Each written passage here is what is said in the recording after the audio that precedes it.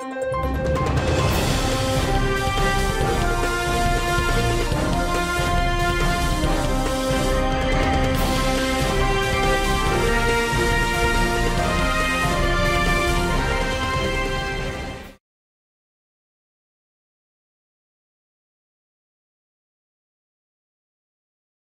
d'oiseaux rares et d'Agbeyomi comme le Messie, comme on veut nous le vendre. Agbeyomi ne peut pas être le Messie. Vous savez, le régime n'a pas peur de la candidature de M. Agbeyomi comme on cherche à nous le faire croire. Le régime s'en fout carrément de M. Agbeyomi Kodjo. Et le régime n'a même pas peur de la candidature de X ou de Y, de que ce soit Jean-Pierre Fabre, Agbeyomi, etc. Non, le régime est dans une logique, c'est-à-dire les coups de force. Et c'est ce que le régime répète à chaque fois. Et donc si aujourd'hui, à supposer que M. Agbeyomi gagnait peut-être ces élections, ce qui serait d'ailleurs difficile, et M. Agbeyomi gagnait ces élections, Agbeyomi ne peut pas prendre le pouvoir. Non, il ne peut pas le faire. Quand on dit par exemple qu'il a l'armée derrière lui, je dis c'est archi faux. C'est archi faux parce que si Agbeyomi avait l'armée derrière lui, Agbeyomi n'aurait pas fait la prison. Agbeyomi n'aurait pas été arrêté et envoyé à Kara. L'armée devrait aller à son secours pour le faire sortir.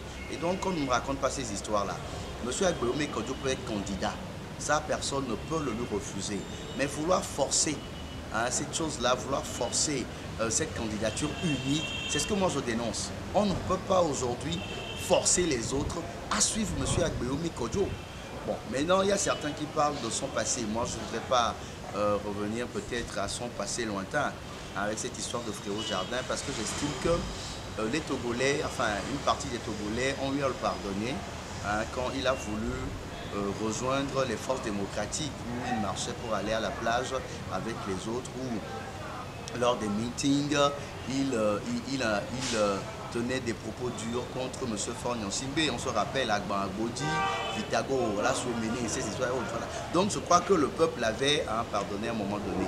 Mais là où il a encore péché, c'est tout récent, c'est dans son passé récent où il a été aux élections de 2018, une élection que le peuple dans son ensemble avait boycotté et les forces démocratiques avaient appelé à boycotter, mais lui il a préféré accompagner le régime avec les Djeri Tama et consorts et les Kagbara et consorts.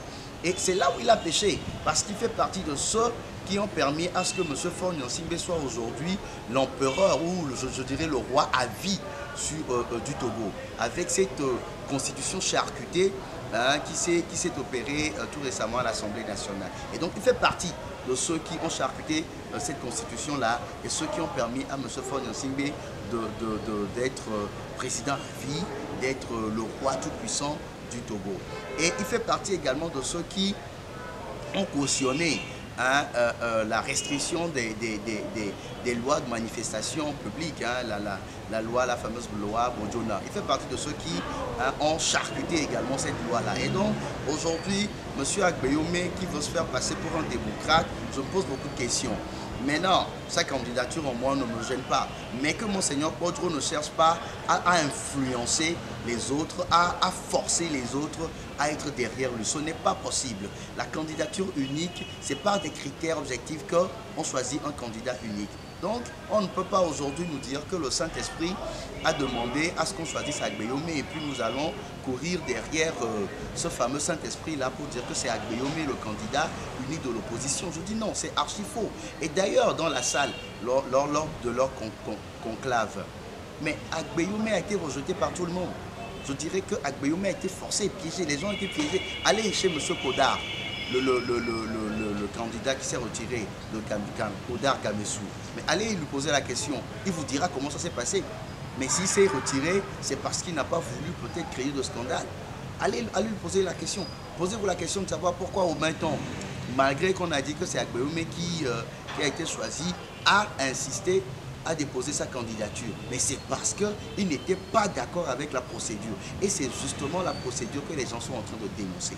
Les gens ne dénoncent pas la candidature de M. Agbeyomi Kodjo, mais les gens dénoncent la procédure par laquelle Monseigneur Kodjo veut l'imposer aux forces démocratiques. C'est ça le problème. Maintenant, je crois que cette façon aussi à M. Agbeyomi Kodjo avec ses amis de vouloir peut-être peindre l'ANC avec Jean-Pierre Fabre en noir pour faire croire que c'est Agbeome Kodjo qui est la solution, je dis c'est ridicule. C'est ridicule. Alors moi, je me dis, Agbeome ne peut pas me convaincre. Pourquoi? Tout simplement parce que quand je prends les résultats des élections récentes, je me dis les résultats que M. Agbeome a eu ne peuvent pas aujourd'hui faire de lui un candidat qui puisse faire peur au régime. Parce qu'on sait que la majorité des Togolais ne sont pas avec lui, il n'a pas de base électorale. Aux élections législatives de 2018, il est revenu avec 2 ou 3, je crois, députés à l'Assemblée nationale. Il n'a même pas de groupe parlementaire. Alors, aux élections municipales, Agbeome a eu combien de conseillers? C'est ce qu'il faut voir. Même si on sait que les résultats, c'est vrai, c'est des élections fraudées, mais comparé à l'ANC, soyons sérieux, nous ne défendons personne, mais nous parlons de la réalité. La politique, en tout cas, ce n'est pas de la magie, ce n'est pas du miracle, c'est du concret, c'est de la réalité. Et donc sur le terrain, Agbeome ne fait pas le poids. Agbeome, avec ces résultats-là, on se pose la question, qu'est-ce qu'il pourra apporter aux forces démocratiques? Alors maintenant, on me dit que si tout le monde se met derrière lui, ça pourrait apporter quelque chose. Je dis, il faut faire attention. Alors aujourd'hui, quand je vois ceux qui s'acoquinent avec M. Agbeome Kodjo, je me dis, ils sont là pour amuser la galerie parce qu'ils ne pèsent pas. Regardez leur score. Je prends un parti comme Togo Autrement, de Fulbert Atisso. Bon, soyons sérieux, c'est des rigolos pour moi. Regardez le score que Togo Autrement a fait avec aux dernières élections de municipales. Mais Togo Autrement n'a même pas eu de conseiller. Les 2 qui sont sortis de son parti ont quitté le parti. Lui-même étant le président, il n'a même pas pu avoir peut-être un siège où il n'a rien vu. Et donc, des gens comme ça, je me dis, quel électorat ils apporteront à M. Agbeome Kodjo? Je prends un parti comme le NI. Mais soyons sérieux, combien de conseillers il a eu aux élections, dernières élections? Qu'est-ce qu'il a comme base électorale? Qu'est-ce qu'il peut apporter à M. Agbeome Kodjo? Si on me disait peut-être que les FDR ont apporté leur soutien à M. Agbeome Kodjo, je dirais que c'est déjà un plus. Parce qu'on sait que les FDR, c'est un parti quand même qui a une base électorale. Quand tu prends par exemple la CDPA, soyons sérieux, je n'ai rien contre qui que ce soit, mais la CDPA aux dernières élections, regardez les résultats qu'ils ont eus. Je ne parle pas des résultats de façon générale au niveau de la C14, individuellement. Regardez les résultats de ces partis. Et aujourd'hui, à cause de cette histoire de Monseigneur Kodjo et de Agbeome Kodjo, l'opposition est divisée. Même la C14 aujourd'hui est divisée parce que la majorité des partis politiques au sein de la C14 ne sont pas d'accord avec M. Agbeome Kodjo. Seule la CDPA a choisi de soutenir M. Agbeome Kodjo. Pourquoi? Dieu seul sait. Est-ce que parce qu'il y a des guerres entre Brigitte Adjamagbo et Jean-Pierre Fabre et que Brigitte Adjamagbo ne veut pas cautionner ou soutenir Jean-Pierre Fabre? Dieu seul le sait. Mais moi je dis, il faut qu'on arrête ça. Soyons réalistes. Avant de pouvoir faire quelque chose, il faut mesurer la force qu'on a. Et avec tous ceux qui sont derrière M. Agbeome Kodjo, je dis, ils ne représentent rien. Je ne le dis pas parce que pour les dénigrer, non. Je parle de la réalité. Par rapport aux résultats des élections passées, ils n'ont rien obtenu.